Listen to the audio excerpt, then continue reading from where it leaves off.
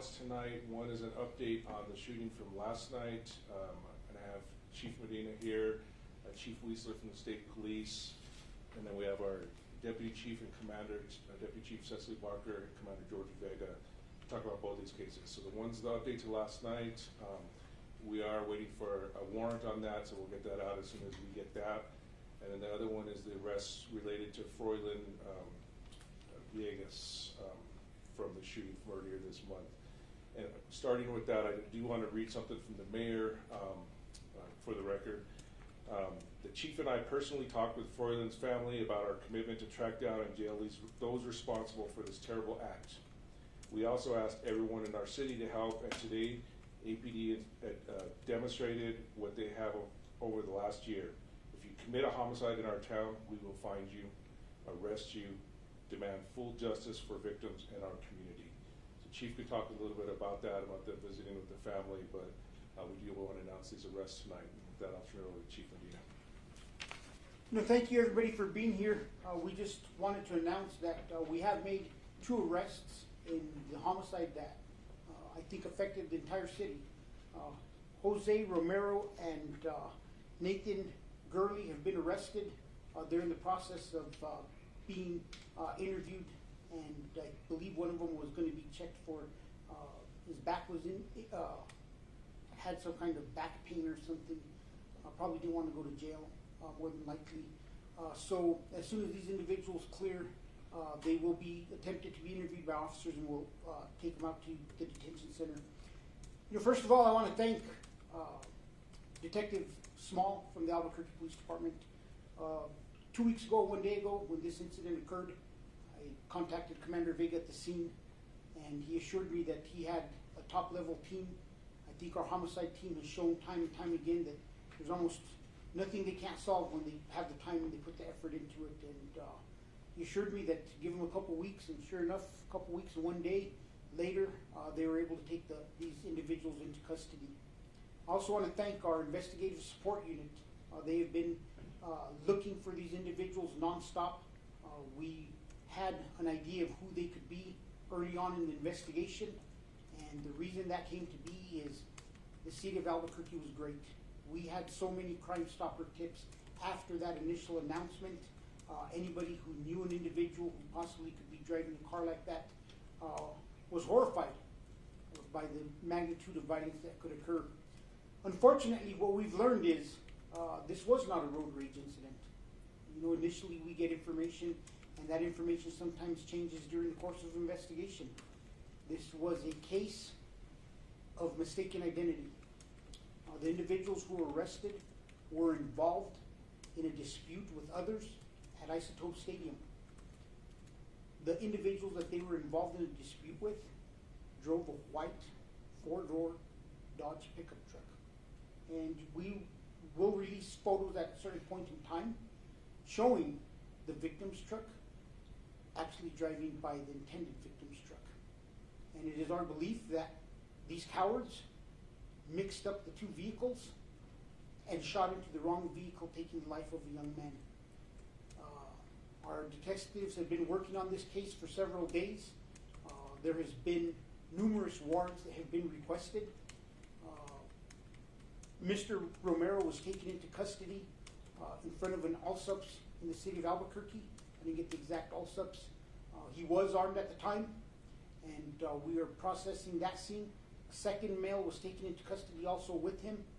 That individual was also armed, and Mr.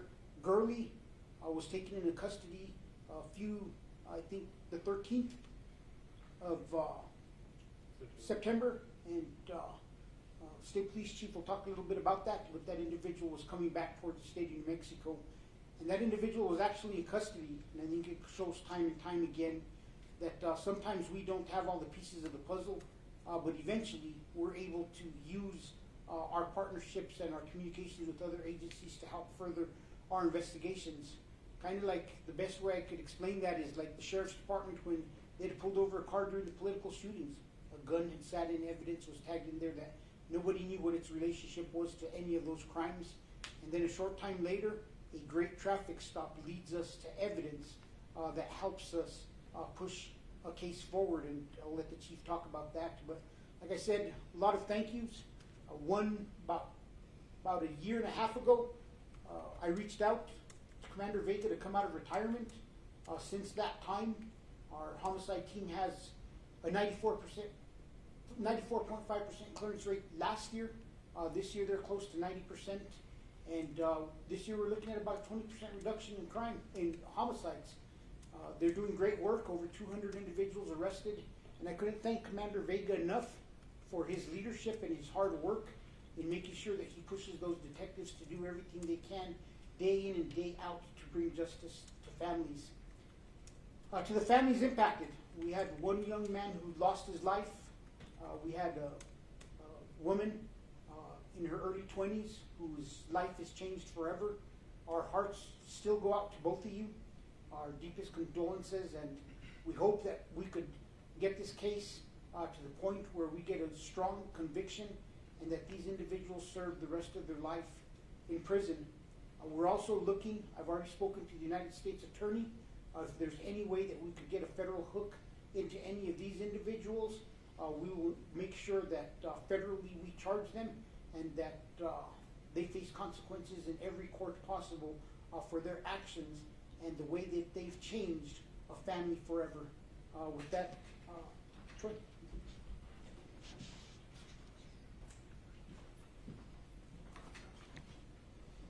Thank you, Chief. You all might be wondering why state police is here.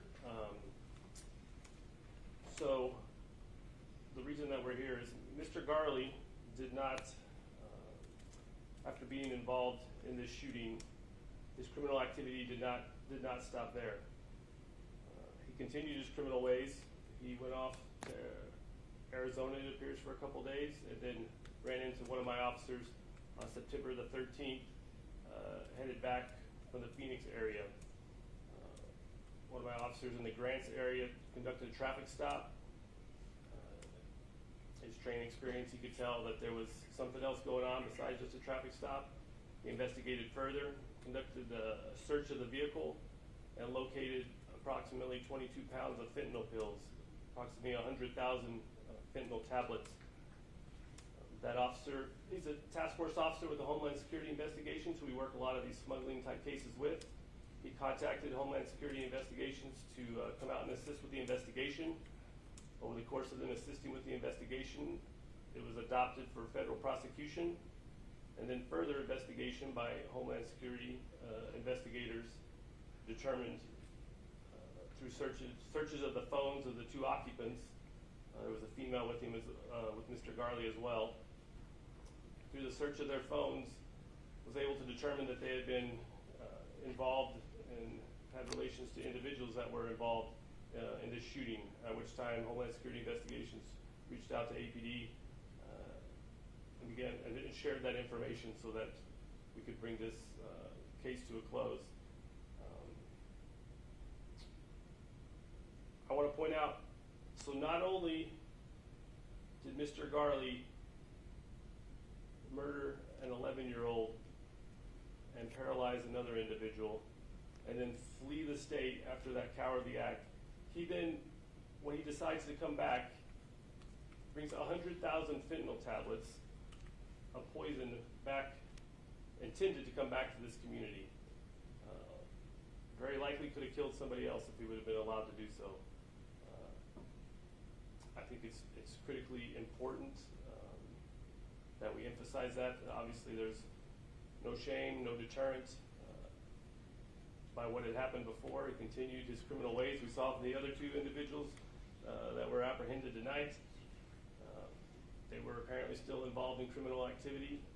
The entire situation and the ongoing disregard for the safety of other individuals is disgusting. Makes me sick to my stomach. I appreciate APD.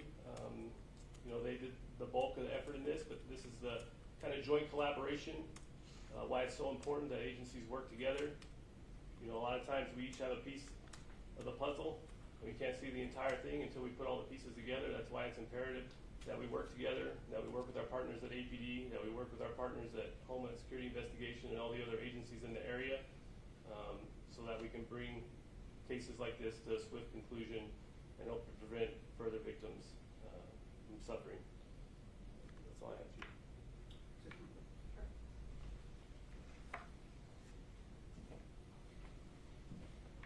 I'm Cecily Barker. I'm the Deputy Chief of the Investigative Bureau, and I just want to add to what Chief said and thank our detectives for the hard work that they have done over the last 2 weeks. I also want to thank our digital intelligence team, who played a huge role in helping us identify and get information that led to these arrests today. Our investigative services team, like Chief said, has done a great job in locating these individuals and taking them safely into custody today. We have a lot of work to do on this case, so we still encourage anybody with information to report that to Crime Stoppers. We also want to thank Crime Stoppers and the Board of Directors for their help in this, and the community that came together, as well as the media who provided this information out. So we thank each one of you. Again, our condolences to the family, and we will continue to work hard on this case until it comes to an end. So thank you. Just a little bit of clarification on how this unfolded. So the mistaken identity happened because the individuals who perpetrated this murder were targeting a white Dodge pickup truck. And the Villegas family was also in a very similar 2019 white Dodge pickup truck. Slightly different, but they look almost exactly alike.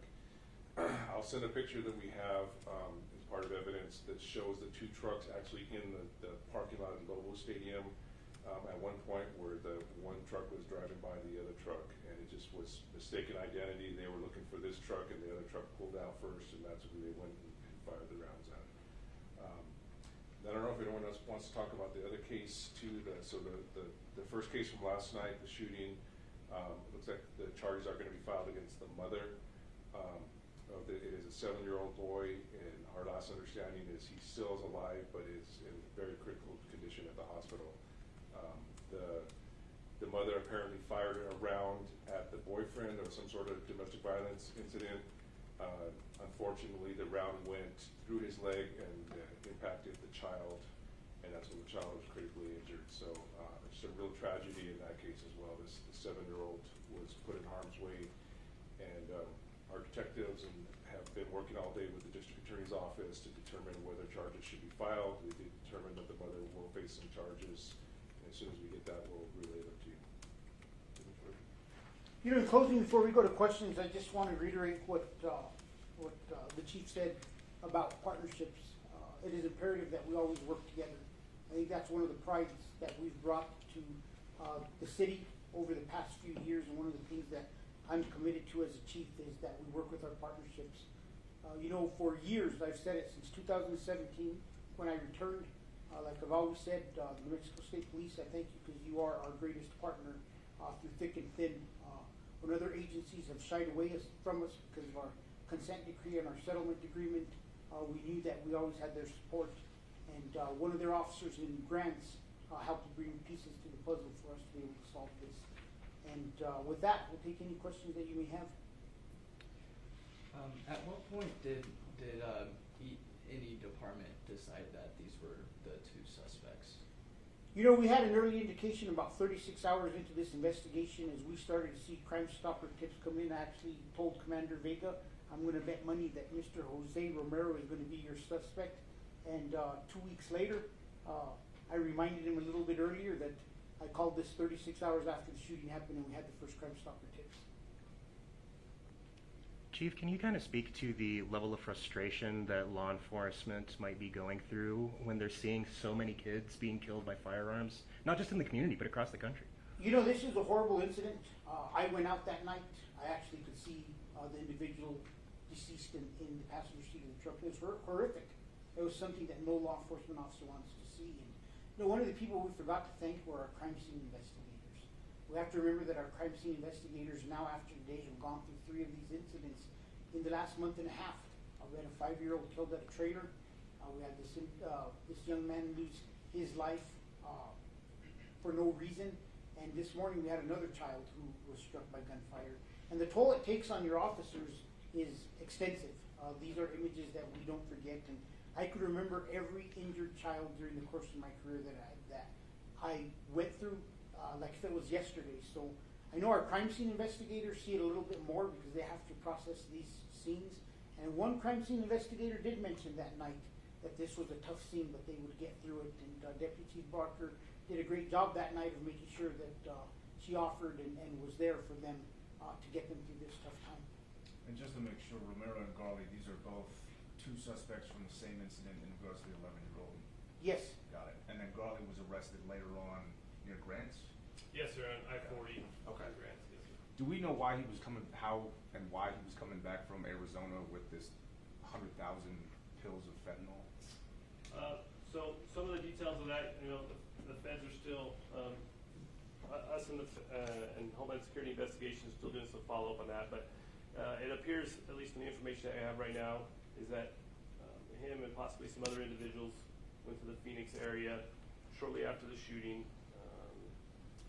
dumped some phones that they had, got new phones, and then this is, I don't know what day the shooting was, it's 5, 6 days later. After about 4 or 5 days, they decided to come back. Mr. Garley, I believe, had one of the things that our officer noticed, besides their stories just not making sense of why they had been in the Phoenix area. Mr. Garley had put makeup under his neck tattoos. Had put makeup cover up his neck tattoos. The officer asked him about it. Said it was some TikTok trend. Didn't exactly. There's some strange TikTok trends, but that one seemed a little fishy. So, anyways, he carried on his investigation and eventually located all the fentanyl pills. Got it. You don't have to be willing to say that they're drug dealers. Let's call it, you don't carry 100,000 pills if you're not a drug dealer. It's these individuals that not only are shooting innocent individuals in our community, but they're poisoning several individuals, and we know what the fentanyl epidemic is. And hopefully that we'll be able to get a conviction on the murder charges, and I hope the feds throw the book at them for the narcotics dealing. This is for both chiefs, with Romero and Garley. Were they taken in without incident? Yes, Garley was actually in a federal facility, so With just the traffic stop, yeah. And the traffic stop. At the initial traffic stop, I don't think there was any particular difficulty or resistance. No, and Romero was very minimal. I believe there was no use of force. There was a few tense moments the detectives relayed to me, but they basically gave up and they were taken into custody. And Chief Medina, if you could, the details of that night of the shooting outside Ice Stubbs Park. Both of these suspects were in the same vehicle, the vehicle that you sent out the description of. They both fired weapons toward the victim's vehicle. Is that safe to say? We still need to determine exactly what everybody's role was in this, and that's where the investigation will take us. We do want to remind the public we are still trying to locate that vehicle. We have not recovered the vehicle. We believe the vehicle is owned by Mr. Romero, and that somebody out there knows where he's put it. And there's a good, nice reward. Now that he's in custody, you don't have to worry about him. Just call Crime Stoppers, earn yourself a little bit of income, and let us know where that car's at. So they are suspects in the boy's death, but can you confirm that they were both in the vehicle, whether or not they both fired? Yes, we both believe they were in the vehicle, and as it charges now, they're both being charged with conspiracy to commit murder. Okay. What is the description of the vehicle? The vehicle was a black Dodge Dakota Durango SRT. It's very unique. Is there a possibility it's changed? It's a possibility that the vehicle may be white at this point. We heard that there may have been ties to gang affiliation among the people involved, the suspects, possibly also the people that they were in this altercation with. Do you have any details on that? Yes, we do believe that this was gang related, that they were both members of a gang that broke into subgroups at some point in time. So subgroups of a gang on opposite sides of this, and they were arguing. Was it a fist There's some fight? kind of argument. We don't have the exact details. We know there's some kind of altercation that led to this. And that was inside Ice Stubbs Park. They were at the baseball game. At the baseball game. And I believe you said this. Forgive me. The Romero arrest was today. Yes, Romero was just taken into custody about 3 minutes before this press release. We were just waiting for warrants to be signed. Got it. Thank you, Chief. Now, as far as specific clues, minus the vehicle, was there anything else that pointed to these two individuals? There's a lot of digital evidence the warrants are currently sealed, but as soon as they're unsealed, people will be able to see the digital evidence that we got. And like Deputy Chief Barker said, our hats off to our digital team. They have been a game changer. You know, along with bringing Commander Vega out of retirement, you know, we recruited Kyle Hartsock from the DA's office. We stole Kyle. He brought over the whole digital team from the DA's office. It's kind of like we got a big shopping spree over there. And the skill set that they've brought to the department has been unreal. And those ladies work every day as hard as they can, and they have helped us break so many cases. And that's just a perfect point in how we got the proper tool. We brought in professional staff. We didn't need sworn officers doing this, and they do a better job than us sworn officers ever did at breaking into digital products and getting us digital evidence. Where was Romero taken into custody? Just probably honestly 5 minutes before this press release got out, 3 to 5 minutes before. But where? Somewhere in Albuquerque. I just Okay. know it was in front of a all substance. Got it. Got it. The question I have is that, I mean, this kid, well, not a kid, but young adult, is 22 years old. He has a fancy car. He's trafficking drugs with his partners. I mean, that's a lot of illegal drugs and money flowing in, and then we're having these mistaken identities. How difficult is that for the policing to keep that in control? You know, the most difficult part is generally drug dealers don't stay in jail. It's unfortunate that a lot of times that's not something that's considered the person a danger to our community. You saw me tweet it last week. I'm still waiting to find out if any of those 6 get held in custody. Unfortunately, Mr. Romero did have a felony warrant out for his arrest, and it was related to narcotics dealings. So I'm not sure if it was a warrant from some kind of preliminary hearing or grand jury indictment, or an arrest warrant, or if he failed to appear in court. Do you know, Jordan? I believe it's a failure to appear.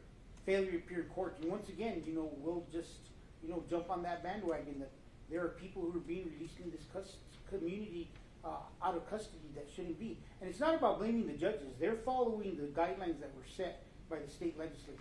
You know, every time I go to Santa Fe, I see people work so hard to create these big, huge omnibus bills that are all watered down and really have no effect. But they get their names in the paper. And just to confirm, you said Romero had a felony warrant at the time?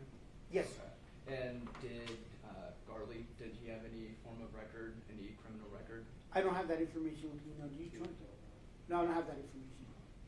In regards to the shooting involving the 7-year-old and the mother shooting the gun in that domestic dispute, do we have a status on the husband or the male that was involved? I believe the male was going to be booked for domestic violence. Did that right? Nope, not right now. Not right now. Still really early. We still got a lot of work to do on that investigation. Got it. I don't think they've even approved warrants, so it's very complicated, and we're going to need some time on that one. We'll take one more question, and then we're going to call it. On this domestic violence case, any idea about what led up to the shooting and where it occurred, inside a house versus outside? You know, I think all of us have been briefing on this all day.